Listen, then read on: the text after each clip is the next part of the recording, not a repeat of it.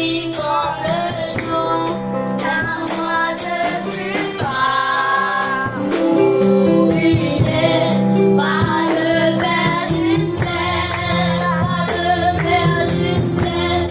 Il lui donna son front, il lui donna son signe, sur les ailes du colon, sur les ailes du colon, sur les ailes du colon. Oh, oh, et envoya son âme. Prie ton Dieu, ma soeur, prie ton Dieu, mon frère, recommande-toi à lui. Prie ton Dieu, prie ton Dieu.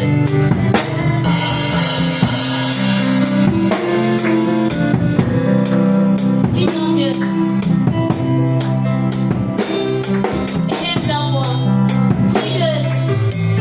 Prie-le, Seigneur Jésus-Christ.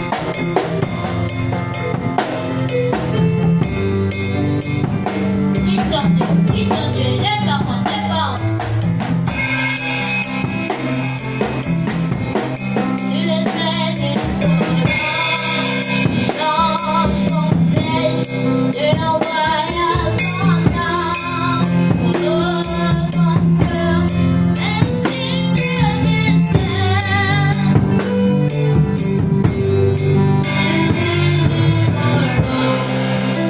Je prie. Dieu Tout-Puissant, toi qui s'appelles le Seigneur Jésus-Christ, toi le roi des rois, toi le Seigneur des seigneurs, toi qui as dit venez à moi, ceux qui sont chargés et fatigués, je vous donnerai du repos. Seigneur, oh Dieu, nous voici devant ta sainte trône, Père. Seigneur, oh Dieu, prends le plein contrôle de cette culte, Seigneur. Moi, Seigneur, ton serviteur qui va parler de ta part. Moi, la louange, Seigneur Jésus-Christ. Et que tout esprit démoniaque qui ne confesse pas ton nom soit chassé au nom du puissant de Jésus-Christ. Le Seigneur, oh Dieu, tu sois avec nous, Seigneur. Seigneur, oh Dieu, sois avec nous pendant la louange, sois avec nous pendant l'adoration, sois avec nous tout au long de cette vie, Seigneur Jésus. Seigneur, oh Dieu, que ce n'est pas la bouche de ton serviteur qui parle, mais c'est toi qui parles à travers un homme, Père. Qu'il en soit ainsi, Père. Bénis chacun qui est ici. Bénis ceux qui ne sont pas encore arrivés, Seigneur. Protège-les, Père. C'est dans le tout-puissant nom du Seigneur Jésus-Christ. Amen. Amen. On va chanter. Ce vieux monde ne peut m'élever. Je m'en irai n'importe quand. Ce vieux monde ne peut me lier, je m'en irai n'importe quand. Parce que je suis concentré et je porterai mon ami. Ce vieux monde ne peut me lier. Oh, oh, oh, parce que je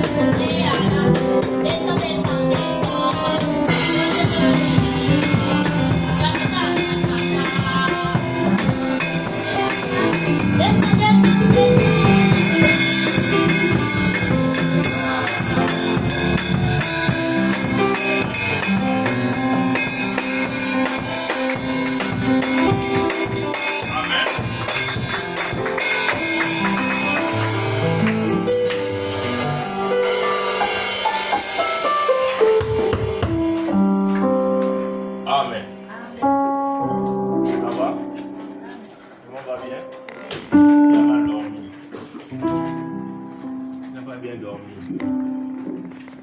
Qui n'a pas bien dormi? On a bien dormi.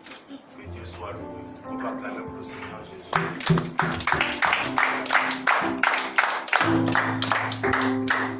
Les Bibles. Ceux qui ont eu des Bibles, où sont les Bibles? C'est le mieux là. Ouais, j'ai eu ça du mieux nombre de Bibles. Le nombre de personnes qui ont des Bibles, le mieux. Elle souffrait, Charlotte. Charlotte n'a pas de Bible. Qui a reçu la Bible et qui est présent? Ou qui a reçu la Bible n'est pas venu avec sa Bible? Josué, oh. C'est quelle Bible? Viens, je vais regarder ensemble. Ça, cette fois-ci, les Bibles là, tu les conserves. On va les conserver. Ça, on va conserver. Ceux qui ont des Bibles ne viennent pas et là, c'est bien compliqué. On ne veut plus lire la Bible. On va lire la Bible, nos propres Bibles. On va faire le motif de nos Bibles aux enfants.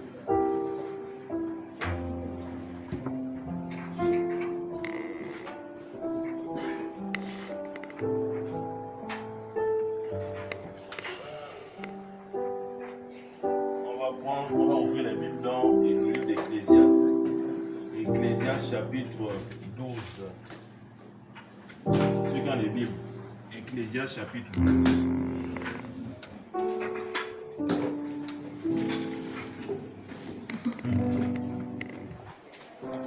Ecclésiaste chapitre 12 à partir du verset 13.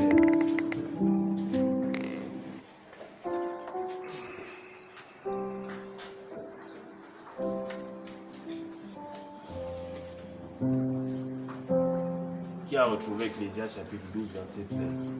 Deux personnes. Continuez à fouiller la Bible. Doucement, sans pression, doucement chercher. Voilà. Toutes les personnes, ceux qui sont là, oui, ils vont restituer à la fin. Ecclésiaste chapitre 12. Retrouvons vite Ecclésiaste chapitre 12. Dans quel livre Ecclésiaste? Dans le Nouveau ou l'Ancien Testament? L'Ancien Testament. Apprenons tous à fouiller la Bible. On fouille la Bible, on retrouve le passage. Ne vous habituez pas au projecteur. Hein? On va pas s'habituer au projecteur. Maman, avant de vous combler.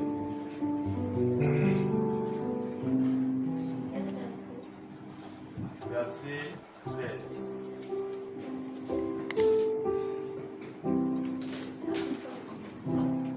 Ecclésiaste chapitre 12, verset 13.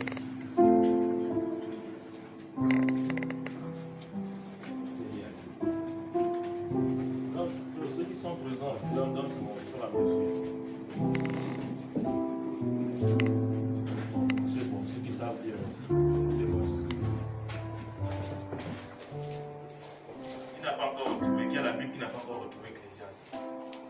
Moi, ta soeur, pour montrer. Ah, il y a un qui n'a pas la Bible, c'est qu'au fond.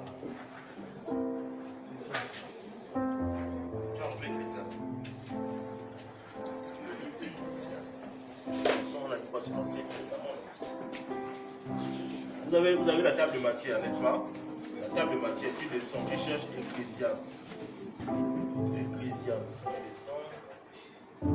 Tu vois. Ecclésiaste. Quel livre?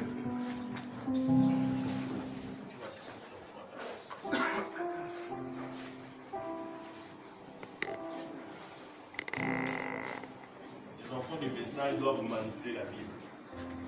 On doit créer la différence avec les catholiques, n'est-ce pas? Un enfant catholique ne sait pas, il ne sait même pas ouvrir la Bible. C'est bon, Ecclésiaste? C'est bon, Ecclésiaste? Oui, monsieur. Beau frère.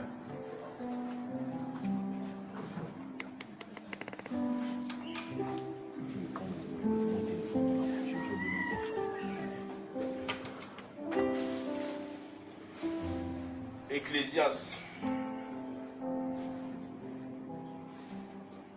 C'est bon? Oui, monsieur. Tout le monde? C'est bon?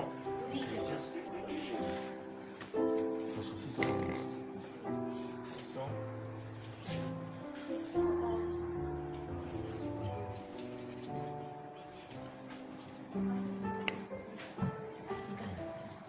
Ecclésiaste 12, verset 13. On se met debout, on va lire. On ne lit pas là-bas, on lit dans la Bible. On va lire dans la Bible. Lisons ensemble. Les paroles des sages sont comme des aiguillons et rassemblent la même feuille. Elles sont comme des clous plantés. Je vous ai donné quoi? Ecclésiaste 12, Oui, monsieur. verset 13. Oui, monsieur.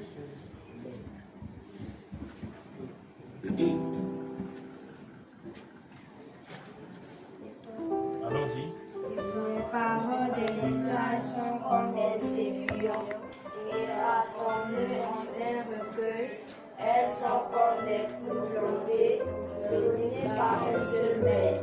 Du reste, mon fils, tire une instruction de ces choses. On ne finira pas si on voulait faire un grand nombre de livres et beaucoup d'études et une fatigue pour le corps.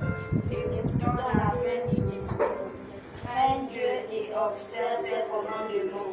C'est là ce que doit faire tout homme. Car Dieu amènera Bon, tout on repart au verset 15.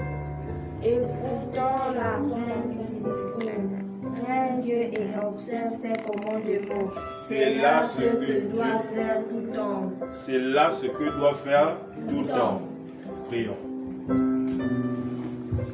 Seigneur Dieu de gloire, Seigneur, nous te disons merci. Merci pour le souffle de vie, Seigneur.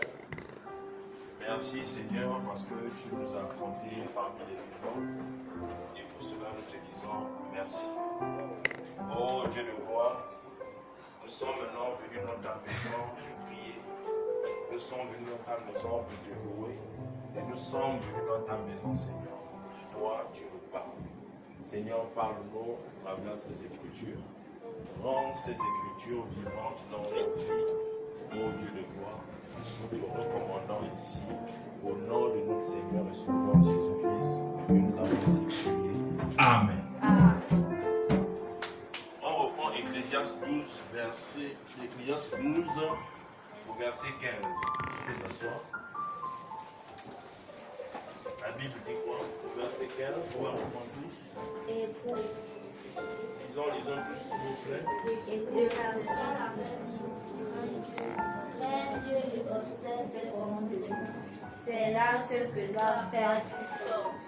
C'est là ce que doit faire tout homme. Écoutons la fin du discours. Écoutons la fin du discours. Crains Dieu et observe quoi? Ses commandements. C'est là ce que doit faire tout homme. Tout homme doit craindre Dieu. Tout homme doit observer les commandements de Dieu. C'est pas ça. C'est ce que la Bible dit, n'est-ce pas? Et nous devons vivre la Bible. Nous devons vivre la parole. Lorsqu'on dit vivre la parole, c'est vivre les Écritures. Ici, c'est sous forme écrite, mais nous rendons cela vivant. Donc on vit les Écritures, on vit ce qui est écrit. Et la Bible nous dit, la Bible c'est la parole de Dieu. Et nous faisons ce que la Bible nous demande de faire. Et nous faisons ce que la Bible nous dit. La Bible dit ici, dans Ecclésiaste 12, verset 15, écoutons la fin du discours. Crains Dieu et observe ses commandements. C'est là ce que doit faire tout homme. N'est-ce pas? C'est ce que nous devons faire. Nous devons craindre, non seulement nous devons craindre Dieu, et aussi observer ses commandements. Et observer les commandements, c'est vivre la parole de Dieu. Nous avons vu que la crainte de l'Éternel est le commencement de quoi? De la sagesse. Et nous devons craindre Dieu. Et craindre Dieu, c'est respecter, c'est vivre les commandements de Dieu. Amen. Et la crainte de l'Éternel est le commencement de la sagesse. C'est ce que nous avons vu. Frère juge.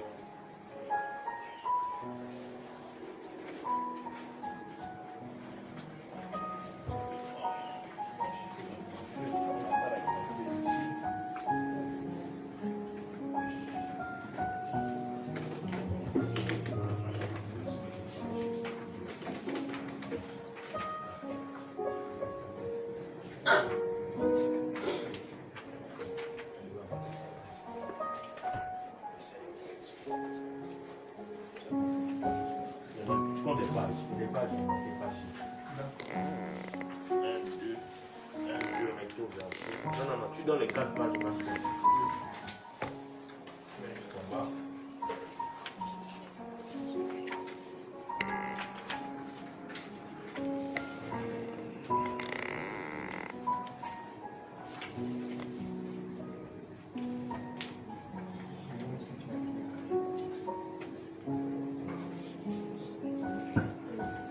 Tu déjà 22, ça va vite. On devait même plus avoir des champs plus. On devait déjà.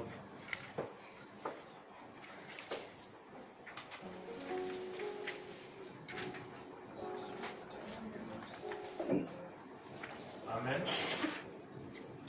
Écoutons la fin du discours. Crains Dieu et observe ses commandements. C'est là ce que doit faire tout homme. Tout homme doit craindre Dieu. Et Dieu a créé l'homme pour ce but. Le but pour lequel nous avons été créés, c'est de craindre Dieu et respecter ou vivre ses commandements. Mais nous, parfois, les hommes, nous faisons le contraire de ce que Dieu nous dit. Voilà pourquoi vous êtes les enfants de l'école du dimanche. Vous devez vivre la parole de Dieu. Vous devez écouter, vous devez craindre et observer les commandements de Dieu. Amen. Et parmi les commandements de Dieu, Dieu a beaucoup parlé. Il dit honore ton père et ta mère. Ça veut dire qu'un enfant de l'école du dimanche doit respecter son père et sa mère. Parce que c'est la parole de Dieu. Et nous faisons tout ce que la parole nous dit. Nous appliquons la parole à la lettre. Nous suivons la parole et nous vivons la parole. Et lorsqu'on vient à l'école de dimanche, c'est pour apprendre davantage Dieu. Et lorsqu'on apprend Dieu, on va à la maison, on applique ce qu'on apprend. On ne vient pas faire la littérature ou la lettre. Ici, ce n'est pas l'école, comme l'école du monde. Ici, c'est l'école de la parole. Ça m'a plu. Hein? On vient, on écoute ici, et on va à la maison, on pratique. Ici, c'est un champ d'entraînement. Ici, on s'entraîne. Et la bataille, c'est à la maison, c'est dehors avec les païens. Ici, on vient, on s'entraîne, on charge des batteries. On charge des batteries, on charge la connaissance. Et après, on va avec cette connaissance-là dehors. Lorsqu'on va dehors, on va avec la parole d'Ecclésiaste 12:15. Dans la fin du discours, crains Dieu et observe ses commandements. C'est là ce que doit faire tout homme.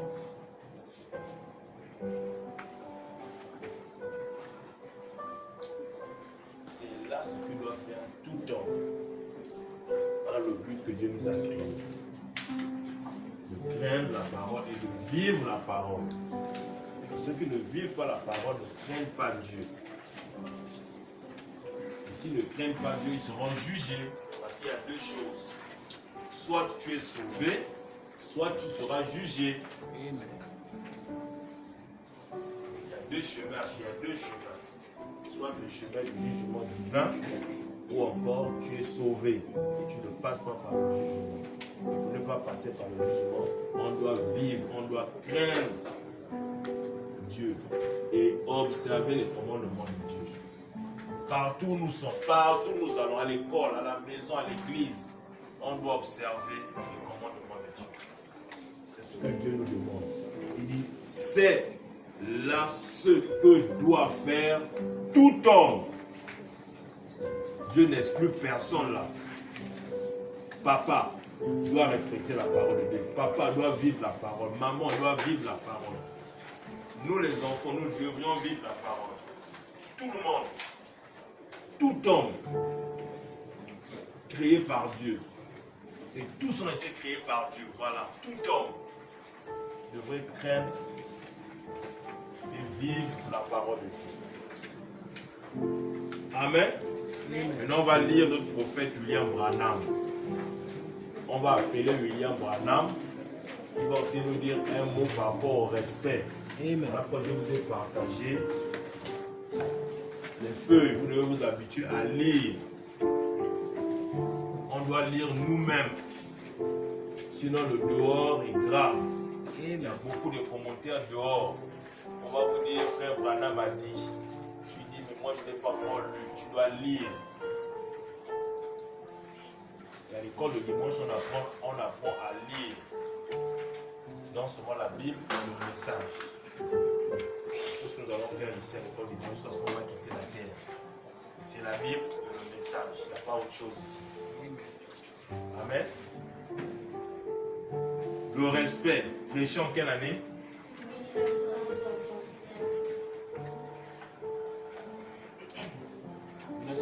Non, de la date. 1900, c'était quand? Le 15 octobre. Voilà, le 15 octobre 1961. Le respect. Au paragraphe 45. Lisons tous le paragraphe 45. Allons-y. Je désire tirer de cela le sujet suivant, le respect. Nous lisons ici à propos de David qui criait à l'Éternel. Le respect est ce que nous devons à Dieu. Et c'est une chose que j'aimerais faire pénétrer dans le cœur de chaque personne ici ce soir. C'est que nous devons respecter toutes les choses que nous voyons arriver. Voyez-vous, nous devons respecter cela. David dit que lorsqu'il était très peu d'hommes, Israël, c'était être Abraham, Isaac et Jacob. Il parlait très peu d'hommes.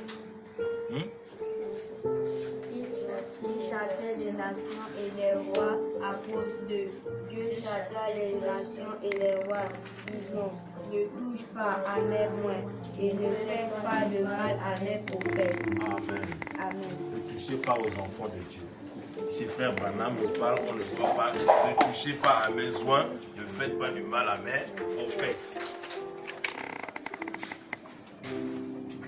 Donc lorsque les Philistins touchaient les enfants d'Israël, Dieu a suscité David pour tuer Goliath. Pourquoi? Parce qu'ils ont touché aux enfants de Dieu. Ne touchez pas à mes oins. On ne fait pas du mal. Ne touchez pas aux enfants de Dieu. Et tous ceux qui vivent la parole, on ne doit pas les toucher. Ne touchez pas aux oins de l'Éternel. Tu touches un enfant de Dieu, tu auras affaire à Dieu. N'est-ce pas? Et pour que tu sois un fils ou une fille de Dieu, tu dois vivre la parole de Dieu. Quelle page? Il y a des pages encore.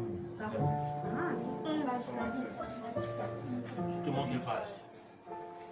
Juge, elle n'a pas la page. Compte tes pages. Vous devez compter vos pages. Vous devez avoir la première page, deuxième page derrière, troisième, quatrième, cinquième, sixième, septième et huitième. Tourne.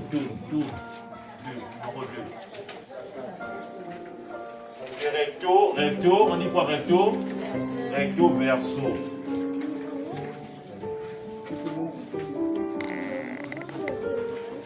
Donc quand tu comptes des pages, première page, tu tournes pour avoir la deuxième page. Tu dois avoir jusqu'à la 8e page. La 8 pages, le 3 8 pages. On n'a pas pu avoir des pages à faire. Vous devez lire à la maison. À la maison, tu dois lire tes citations, tu dois lire la Bible. Allons-y.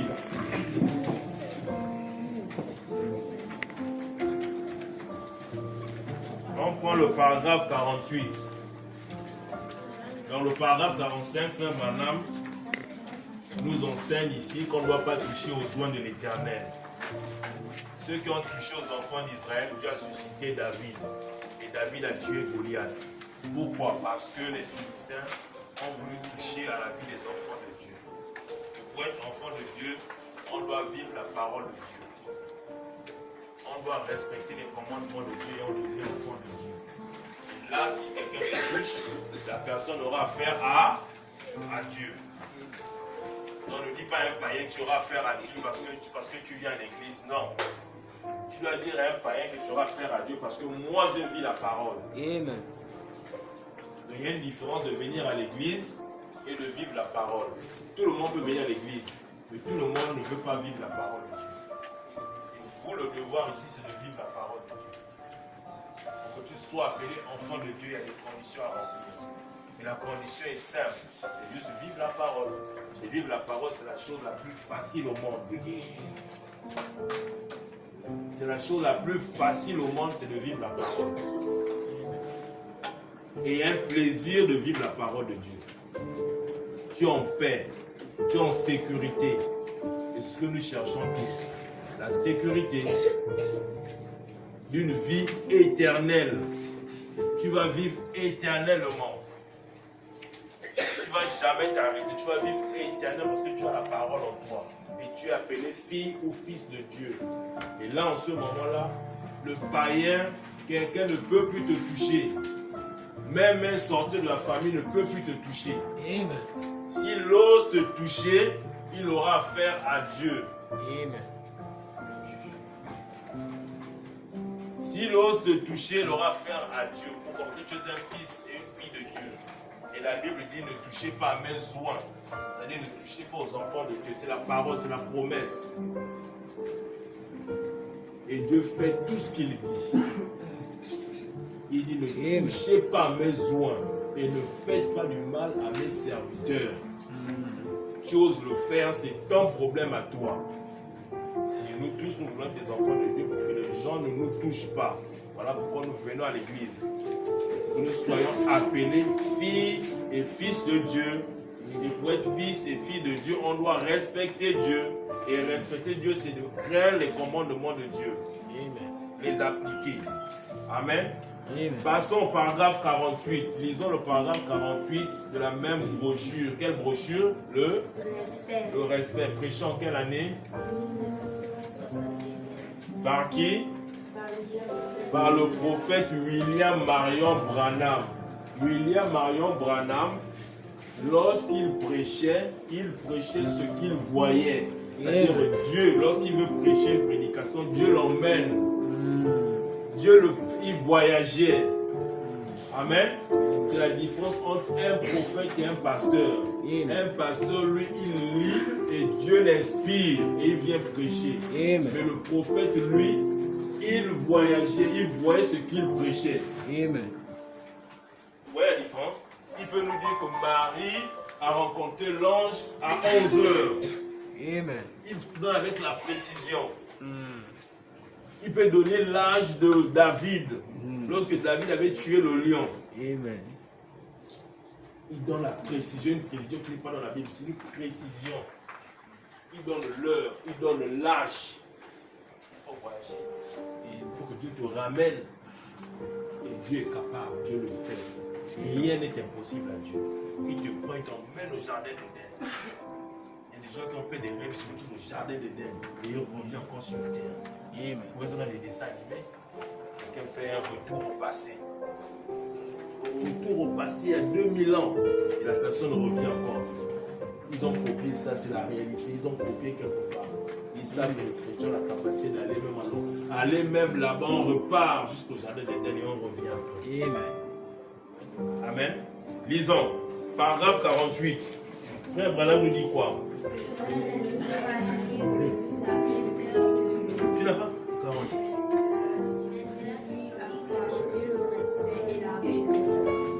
Et lorsque vous respectez Dieu, vous craignez Dieu. Vous craignez de lui déplaire en quelque chose. Vous craignez de faire quelque chose de faux. Vous ne craignez pas le faire. Amen. Amen. Frère Branham est clair.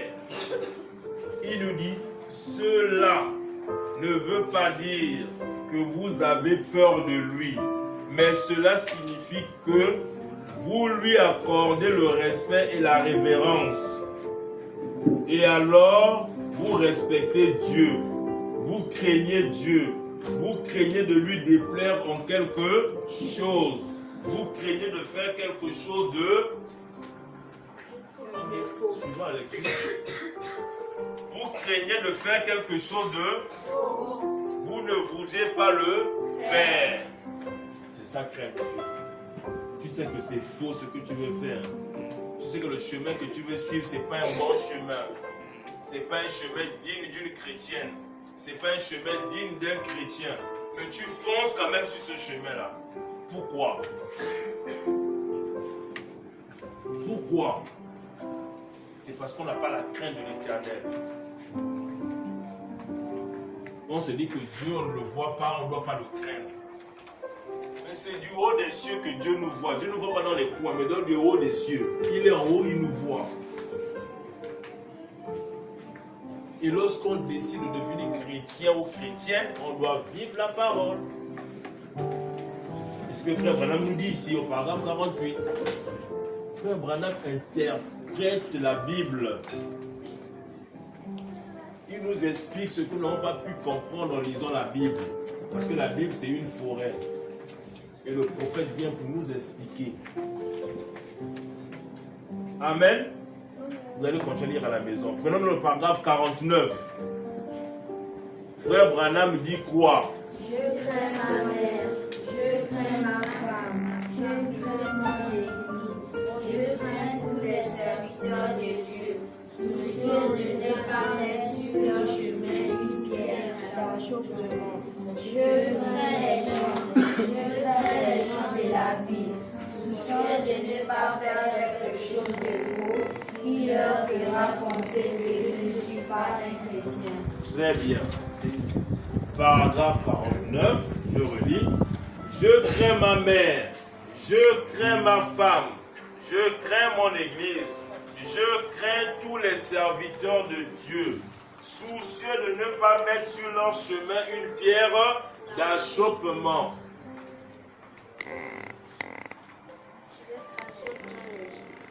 Soucieux de ne pas mettre sur leur chemin la pierre d'achoppement. La pierre d'achoppement, c'est faire quelque chose qui va faire mal au pasteur. Le pasteur, pour lui, il compte sur les enfants de l'école le dimanche. Il a ses jeunes filles ici, il a ses jeunes garçons ici. Et lui se repose sur les enfants de l'école le dimanche. Il peut même jurer que mes enfants de l'école le dimanche ne font pas le désordre à l'école. Et ceux qui sont l'âge de puberté, l'âge de la puberté ne font pas le désordre. Ils ou elles arrivent à se maîtriser par rapport à la puberté. Et le pasteur tient à cela. Et toi, qu'est-ce que tu fais? Tu fais le contraire de ce que le pasteur pense de toi. Là, tu viens de poser une pierre d'achoppement au pasteur. Là, il sera dessus. Il va sûrement prendre la nouvelle, mais ta fille à l'école, c'est la star. Ton garçon à l'école, c'est la star. On ne parle que de lui à l'école. On ne parle que d'elle à l'école. Et là, le pasteur est surpris. Et cette surprise-là, on appelle une pierre d'achoppement. Tu viens d'achopper ton père, tu viens d'achopper ta mère par ton comportement. Amen. Je vous explique et vous allez relire vous-même à la maison encore. Amen.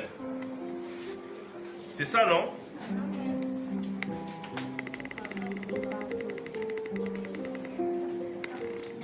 Paragraphe 53. Et parce que Dieu est Dieu, il mérite le respect. Amen. C'est vrai. En lisant bien les enfants, lisons bien, c'est la parole, c'est le prophète qui nous parle. Et Parce que Dieu est Dieu, il mérite le respect. C'est vrai. Et il nous demande le respect et à avoir de la crainte pour lui. pour lui. Et cela produit le respect. Amen. Dieu a réclamé cela pour lui-même et pour tous ses serviteurs. Oui. Dieu réclame le respect envers ses serviteurs. Oui. Ses serviteurs. Comment savons-nous qui sont ses serviteurs? Parce qu'il confie ses serviteurs par sa parole. Il prend ses serviteurs et en fait des serviteurs de Dieu. Et nous qui sommes des serviteurs en faisant accomplir sa parole à travers d'eux. Et alors vous respectez ses serviteurs, vous respectez Dieu. Ainsi comme Dieu vous respecte et que vous nous respectez et que nous respectons les uns, alors nous respectons Dieu. Vous avez compris quelque chose? C'est très bien ici. Paragraphe 53, lisons doucement, ligne par ligne, ligne par ligne. Et, dès qu'il y a un point, on s'arrête. Et, parce que Dieu est Dieu, il mérite le respect. Non, reprends encore. Et parce que Dieu est Dieu, il mérite quoi? Le respect. C'est vrai. Allons-y. Et il faut respecter et avoir de la haine pour lui. C'est cela produit Le respect. Dieu a réclamé cela pour lui-même et pour ses serviteurs. Dieu réclame le respect envers ses serviteurs. Qui ses serviteurs? Comment savons-nous qui sont ses serviteurs? Parce qu'il confirme ses serviteurs par sa parole. Il prend ses serviteurs et en fait des serviteurs de Dieu. Il nous qui sont ses serviteurs en faisant sa parole à travers leur vie. Et lorsque vous respectez ses serviteurs, vous respectez Dieu. Ainsi, lorsque Dieu vous respecte et que vous nous respectez et que nous nous respectons les uns les autres, alors nous respectons Dieu. Amen. Amen. Dans la maison, vous allez bien lire. Vous partez, faisons vos fruits, c'est tout. Dimanche prochain, on va continuer de mettre le feu. On va amener les feux. Partez à la maison, lisez pour amener les feux. N'est-ce pas? On va lire, on va ramener les feux. Parce que Dieu est Dieu, il mérite le respect. C'est très profond. Parce que Dieu est Dieu, il mérite le respect. Ne venons pas à l'église, croyons que cette église, c'est le domaine du pasteur. Il est pasteur de l'église, mais l'église appartient à Dieu. C'est notre église à tous. Il n'y a pas un propriétaire de l'église ici. L'église appartient à tous les chrétiens. Et nous venons à l'église avec respect. On sait qu'on vient à la rencontre de Dieu. On vient rencontrer Dieu. On ne vient pas rencontrer un homme ici. On ne vient pas rencontrer le pasteur ici. Mais on vient rencontrer Dieu. Et qu'est-ce que Dieu fait? Il passe par ses oins, par ses serviteurs. Les serviteurs que lui-même il a confirmés. Et il a confirmé ses serviteurs par la parole. On ne devient pas serviteur de Dieu pour être serviteur de Dieu. Non. On devient serviteur de Dieu lorsque Dieu te confie sa parole. C'est une responsabilité que Dieu te donne pour gérer ses enfants. Et les pasteurs seront les plus jugés, seront jugés sévèrement. Parce qu'ils ont une responsabilité. Donc, vous qui aspirez devenir pasteur demain, sachez que c'est maintenant que vous devez vous comporter. Vous ne devez pas avoir une vie sale et devenir pasteur demain. Non. On vous suit à la lettre. Vous avez commencé à l'école le dimanche. Quand tu vas devenir pasteur, on va rejouer ton CD. On va repartir en arrière. Comment tu te comportais quand tu étais à l'école le dimanche. Aujourd'hui, tu deviens pasteur. Sur quelle base? Amen. On t'enlève de la chair. On dit non. Amen. C'est ça pour vous le danger. Ce n'est pas un danger, mais c'est ça pour vous. Vous êtes né dans le message. Donc vous devez grandir dans le message jusqu'à prêcher ce message. Ce message, et parce que vous avez grandi dans le message, vous avez respecté ce message dès votre enfance. Oh, le grand garçon. Oh, il y a quoi? Il y a quoi? Bon. Amen. On ne devient pas pasteur, tu vas d'abord faire tes aventures, tu as cru au message, tu vas faire tes aventures, tu reviens pour devenir pasteur du message. Non. Amen. On va te dire non, va à la dénomination, on va devenir pasteur de la dénom. Amen. Donc si tu aspires être pasteur, étant enfant de l'école de dimanche, tu dois avoir une vie saine jusqu'à ce que tu vas monter à la chair. Et nous les anciens, on t'observe. Donc ne viens pas nous embrouiller après pour dire que tu deviens pasteur. Voilà pourquoi les choses ne font que rentrer dans le message. Amen. Parce qu'on veut prendre du ramassis.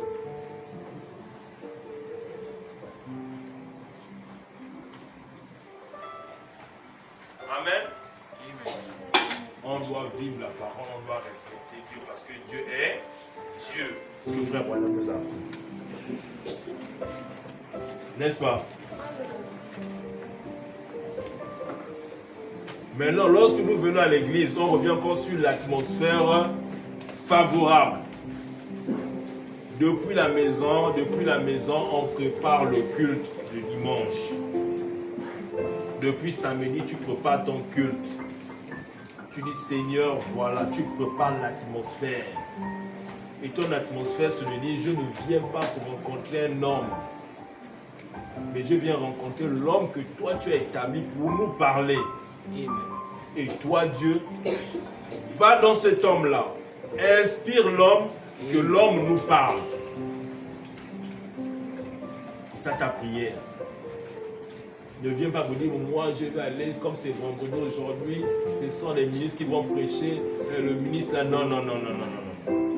Toi, ta prière, c'est que Dieu parle. Amen. Et Dieu parle à la chair. Peu importe la personne, Seigneur, inspire et parle. Amen. Amen. Amen. On a beaucoup de citations. Inspire et parle.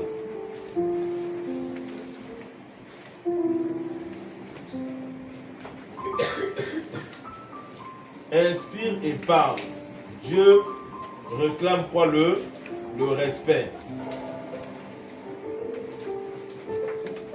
Dieu réclame le respect. On a vu l'histoire de la femme sunamite. Cette femme-là, elle était une païenne.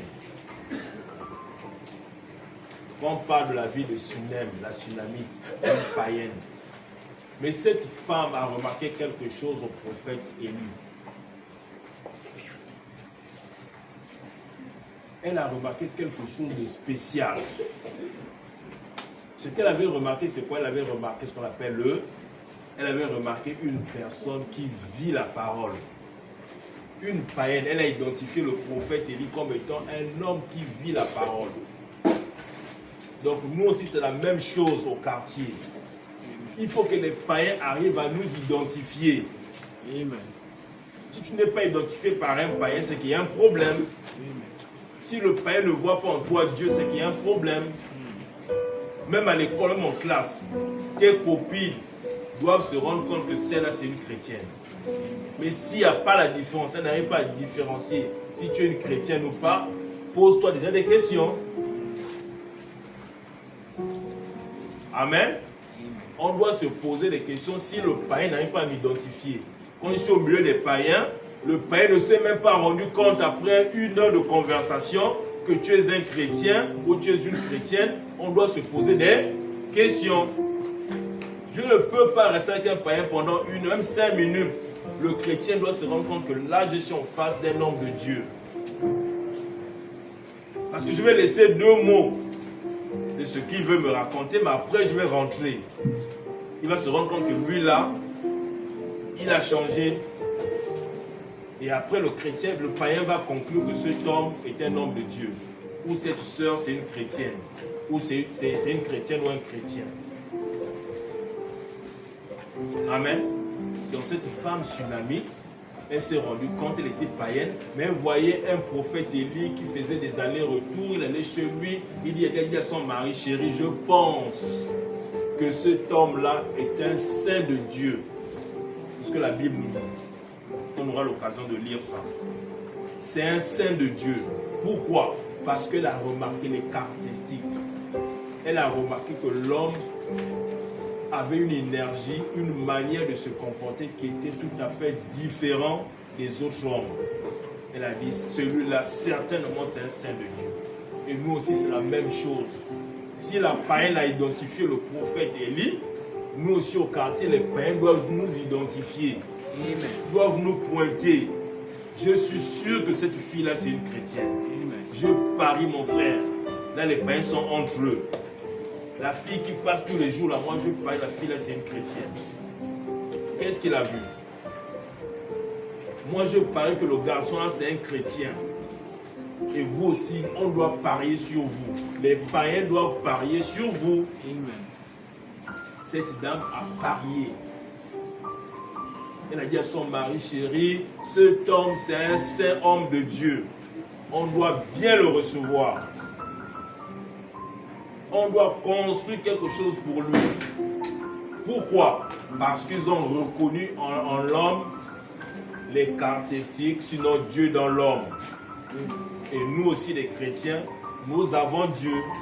Et ce sont des païens qui doivent identifier, qui doivent reconnaître en nous que nous avons Dieu.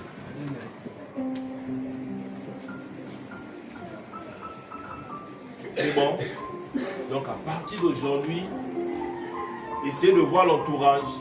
Quand je suis en classe avec mes copines, est-ce que mes copines se rendent compte que moi je suis une chrétienne? Est-ce qu'une fois mes copines m'ont déjà dit, sœur, ma copine, toi tu es une chrétienne ou pas? Moi je pense que tu es une chrétienne. Hein? Mais si elles n'ont jamais dit ça, que tu es chrétien ou chrétienne, c'est qu'il y a un problème. Le problème c'est pas les païens, le problème c'est toi. N'est-ce pas? Amen. Question. Est-ce qu'il y a des questions?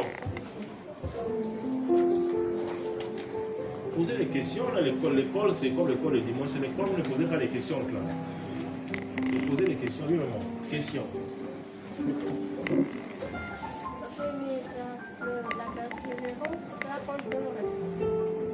Ah. La persévérance compte dans le respect. Qui peut répondre à l'autre? Persévérer. Persévérer, tu persévères. Et ça part dans le respect parce que tu crains Dieu. Tu persévères parce que tu crains Dieu. Si tu n'avais pas la crainte de Dieu, tu ne devais pas persévérer. Tu ne devais pas croire. Amen. Ça fait partie des vertus d'une ou d'un chrétien, la persévérance. Oui, madame.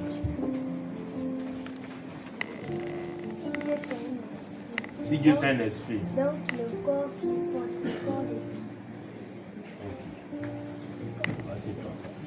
Elle dit si Dieu est un esprit, le corps qu'il porte, c'est le corps de qui? C'est vrai, Dieu est un esprit. Mais la Bible nous dit que Dieu, lorsqu'il veut parler, il utilise l'homme. Donc c'est l'esprit de Dieu qui rentre en toi et tu deviens homme-dieu. Dieu est esprit, mais son esprit va toucher un homme. Et l'homme qui porte l'esprit de Dieu devient Dieu. Et Dieu, il est omnipotent, omniprésent.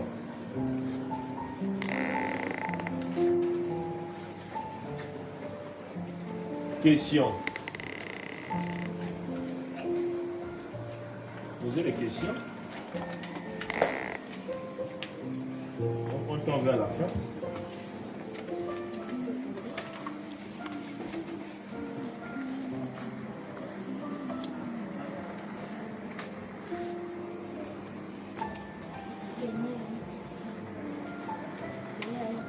Oui, question encore.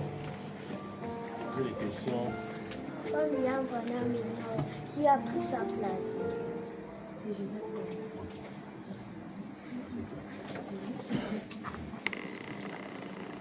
Quand frère Branham est mort, qui a pris sa place? Voilà les questions, vous posez toutes les questions. Qui a pris sa place? Oui, réponse. Joseph Coleman. Joseph Coleman a pris la place de William Branham. Qui a pris sa place? Personne. Qui a pris sa place? J'ai vu les mains levées là. Oui, qui a pris la place de William Branham? Qui c'est? Les prophètes ont pris la place de William Branham. Qui a pris la place de William Branham? Donc tu as la réponse encore. C'est quoi la réponse? Moïse. La question est posée. Après la mort de William Branham, qui a pris la place de William Branham? Hein? Joseph Coleman. Joseph Coleman, qui a pris la place de William Branham. Bon, c'est vrai, il nous reste 5 minutes. Ça veut dire que vous voulez manger la nourriture des grands. On va manger la nourriture des grands. Amen. Et là, en 3 minutes, on va manger la nourriture des grands. Parce que vous n'êtes pas des enfants, vous êtes ici des grands. Je sais que vous avez trouvé. William Branham dit, William Marion Branham. Il dit l'esprit d'Élie doit se reproduire 5 fois. C'est William Branham qui le dit. Donc, quelle prédication? Il nous reste combien de temps là? Rapidement, hein? Dans la prédication, je vais rapidement trouver la prédication.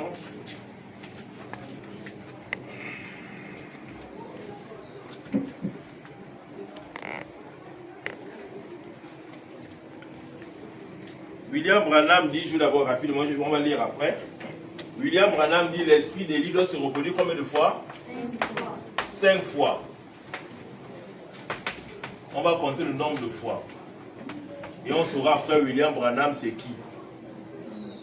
N'est-ce pas? Ça c'est ce que William Branham lui dit. On va suivre le prophète.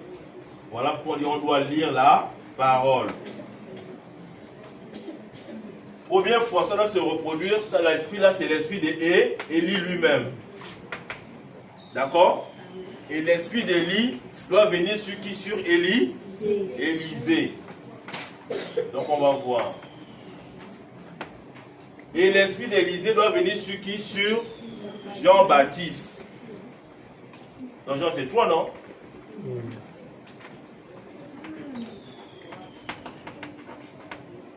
Et l'esprit de Jean-Baptiste doit venir sur qui? Sur William Branham. Et l'esprit de William Branham doit venir sur un Élie, mais l'Élie là c'est l'Élie de l'Apocalypse 11.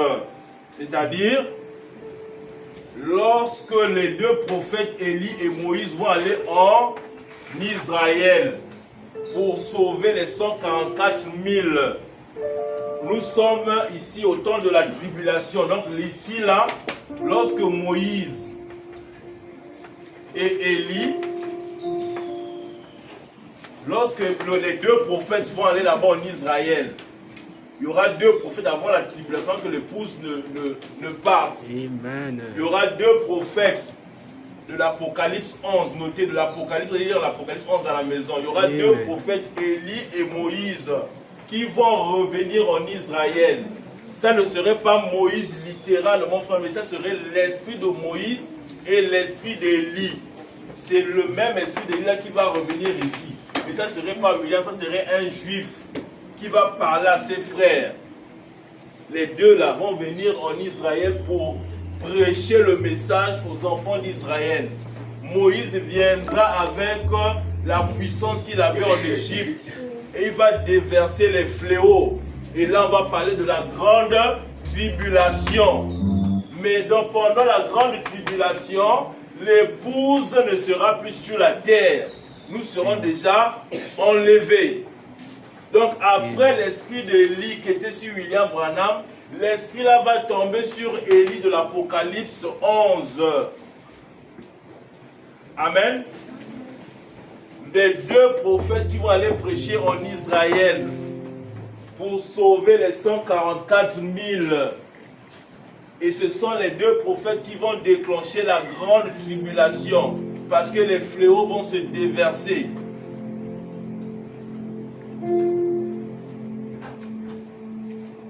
Il n'y a pas un successeur de William Branham. L'esprit d'Élie va venir, mais ça serait après l'église ne sera plus, l'époux sera déjà enlevé. Et ça serait la grande tribulation. Ce sont les deux là qui vont déclencher la grande tribulation. Parce que les fléaux vont être déversés. Quand on parle des fléaux, même la lumière, la lune ne va plus éclairer. On sera dans l'obscurité totale. Ça serait un moment grave. Et là, l'épouse ne sera plus là. L'épouse serait déjà enlevée. Amen. Ah, voilà. On est déjà là. On va continuer. Vous avez beaucoup de questions sur William Branham. Non, dimanche prochain. Vous pouvez me donner des questions même en semaine. Même pendant les cultes, après le culte. Vous écrivez des questions, vous me les remettez. Et dimanche, on va essayer de les répondre. N'est-ce pas? On va se lever, on a terminé.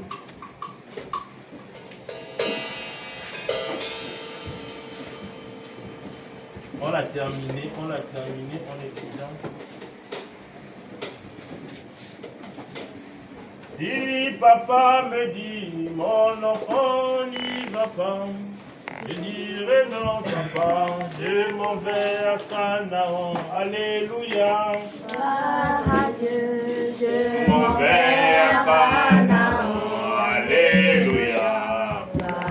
Dieu, je m'en vais à Canaan. Si tonton me dit, mon neveu n'y va pas, je dirai non tonton, je m'en vais à Canaan, alléluia. Je m'en vais à Canaan. Alléluia. Dieu, je m'en vais à Canaan. Si pasteur me dit, mon enfant n'y va pas, je dirai non pasteur, je m'en vais à Canaan. Alléluia. Dieu, Oh, je m'en vais à Canaan. Alléluia. Dieu, je m'en vais à Canaan. Alléluia. Dieu, je m'en vais à Canaan. Je chante Alléluia. Dieu, je m'en vais à Canaan. Seigneur Dieu de gloire, Dieu tout-puissant, toi notre roi, toi qui es au-dessus de toutes choses, Seigneur. Oh Dieu, nous avons lu quelques écritures, Seigneur. Ces écritures, Seigneur, sont éternelles, nous le croyons, oh Dieu de gloire. Seigneur, tes enfants, écoutez la parole au Père. Laisse que ces écritures, oh Dieu, se magnifient. Ces écritures se vivifient davantage dans la vie de tes enfants, Seigneur. Que le respect soit notre partage, au Dieu de gloire. Car tu as dit dans la parole, tu es Dieu et tu mérites le respect. Tu as dit, Seigneur, ne touchez pas mes soins. Ne faites pas du mal à mes serviteurs, Seigneur. Oh Dieu, que nous sommes tes serviteurs. Et lorsque les païens, Seigneur, lorsque les sorciers vont essayer de nous toucher, au Dieu de gloire, qui te croisent sur ton chemin, Seigneur. Sois béni encore à jamais. Que la gloire de notre Seigneur Jésus-Christ soit toujours et toujours avec nous. Au nom de Jésus, d'avoir